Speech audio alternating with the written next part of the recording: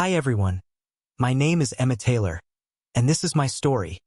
A story about survival, kindness, and how one small act changed everything.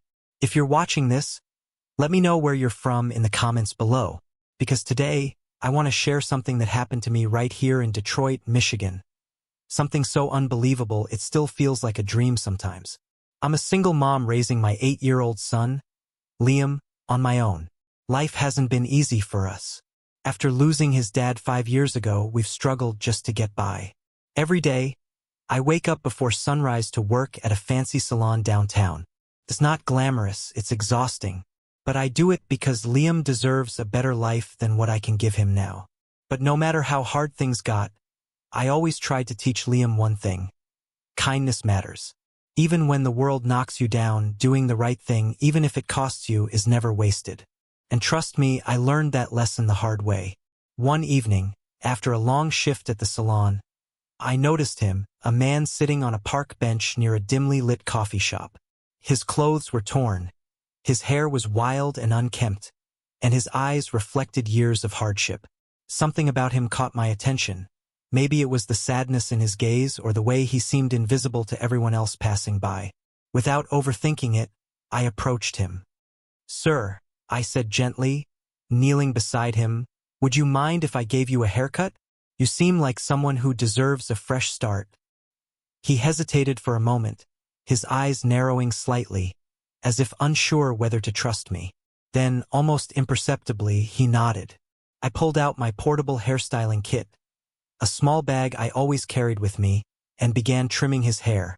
As I worked, we talked. He told me bits and pieces of his life. How he used to have a job, a family, but tragedy and bad choices had left him on the streets. "You remind me of my late wife," he murmured softly at one point.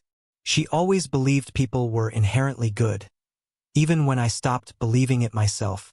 When I finished, I stepped back to admire my work. For the first time in what seemed like ages, he looked presentable and, more importantly, hopeful. "Thank you," he said, his voice thick with emotion. "You have no idea what this means to me." Little did I know, those words carried far more weight than I could have imagined. As I packed up my tools and prepared to leave, he added, "You've done something kind today, Emma. And kindness, it has a way of coming back to you." I smiled faintly, though I didn't fully understand what he meant. At that moment, all I cared about was the fact that I'd been able to help someone, even if it was just in a small way. The next morning, I woke up with a heavy heart, replaying the events of the previous night in my mind.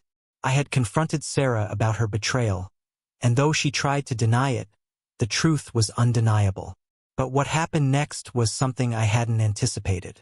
When I arrived at the salon where I worked, my boss, Mr. Anderson, called me into his office. His expression was grim as he gestured for me to sit down. "Emma," he began, sliding a printed photo across the desk toward me, "do you care to explain this?" I picked up the photo, my stomach sinking. It was a picture of me giving the homeless man a haircut on the street the night before.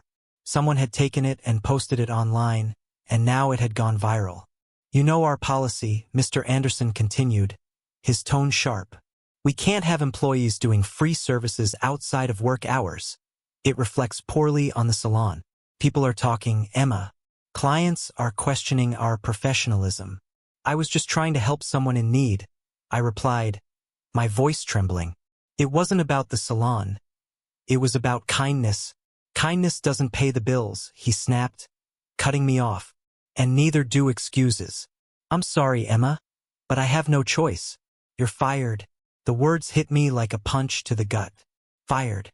Just like that, I had lost the only source of income one had. I walked out of the office in a daze, clutching my bag tightly as tears threatened to spill over. How could this happen? How could doing something kind cost me so much? When I got home, I broke down. Sitting on the floor of our tiny apartment, I cried until there were no tears left. What was I going to do? How would I pay rent? How would I feed Liam? "Liam," I whispered, looking up at my son, who was sitting quietly on the couch, watching me with wide eyes. "Mommy's going to figure this out, okay?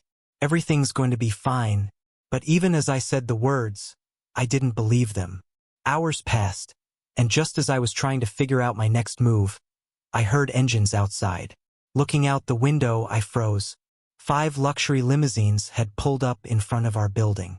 Neighbors gathered, curious and confused. Who could these cars belong to?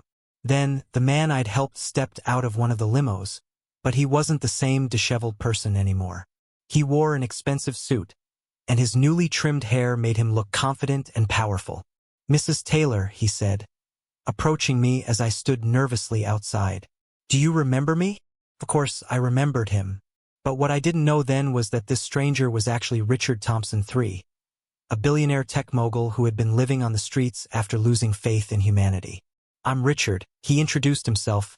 "Emma," he began, his tone gentle but firm. "Your kindness restored my faith in humanity. For years, I lived on the streets because I had lost hope. Hope that people could still care about each other without expecting anything in return. But what you did for me reminded me of who I used to be before life knocked me down." I listened intently, still trying to process the magnitude of what was happening. "I want to repay you, not just for the haircut, but for reminding me that goodness still exists in this world," Richard continued. "You've given me a second chance at life, and now I want to give you one too." Over the next few days, Richard transformed our lives in ways I never thought possible. First, he paid off all my debts. Every medical bill, every overdue rent notice, every loan I had taken out to keep us afloat. The weight of financial stress that had crushed me for years was suddenly gone. But Richard didn't stop there. He set up a scholarship fund for Liam, ensuring that my son would have access to the best education possible. "He deserves a bright future," Richard said when I tried to protest. "And so do you." The most incredible gift came a few weeks later. With Richard's support, I opened my own salon, a small, cozy space in downtown Detroit. I named it Beyond Words, inspired by the idea that actions speak louder than words.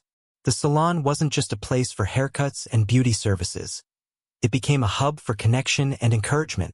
Women from all walks of life came to share their stories, and together, we created a community filled with warmth and understanding.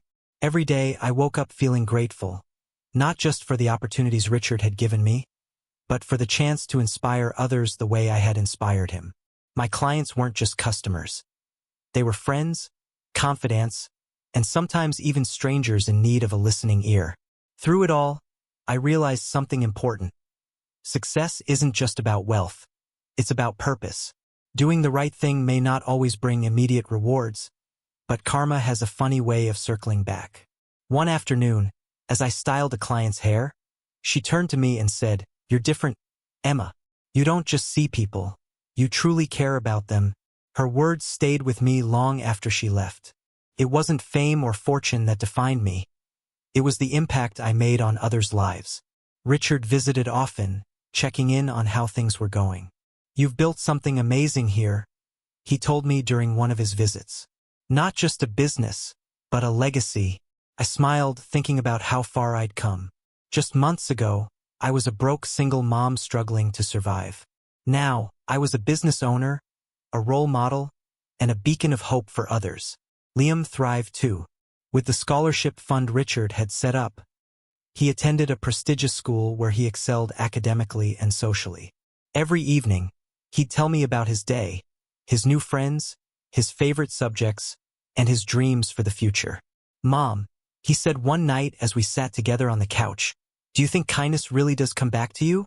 I nodded, pulling him close. "Always, sweetheart. Always." As the months passed, I reconnected with people I had drifted away from, including my estranged sister, Rachel. After years of silence between us, she reached out, inspired by the story of my journey that had spread through local news outlets. "I'm so proud of you, Emma," Rachel said during our first phone call. "You've always been strong. But this is something else." We met for coffee a few weeks later, and for the first time in years it felt like old times. Rachel apologized for the distance that had grown between us, and I forgave her without hesitation. Life was too short to hold grudges. By the end of the year, I stood in my salon, surrounded by friends, family, and clients who had become like family. I looked around at the laughter, the conversations, the sense of belonging, and I knew I had found my purpose. Richard approached me, a proud smile on his face. "You've done more than I ever imagined, Emma. You've changed lives, including your own." I hugged him tightly, tears streaming down my face. "Thank you," I whispered, "for everything." But deep down, I knew the real gratitude belonged to me. Not for the material gifts, but for the reminder that kindness, no matter how small, can create ripples we never expect.